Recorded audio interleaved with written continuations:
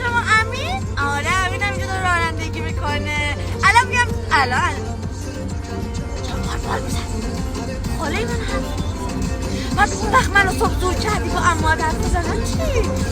خاله چون ببخشید یه زن تو میره. آره الان گوشی رو میدم بهش. ببینید فقط به من بگی برم خونه اول دایی شوهر خاله اون یکی خاله. خاله چون امین همین الان پرد شد تو خیابون. نه زیاد سرعتش زیاد بود. آره حتما اومد حتما میگم با تو تم. نه شما بزرگ مایی. بله بله و وظیفه امینه قربان شما.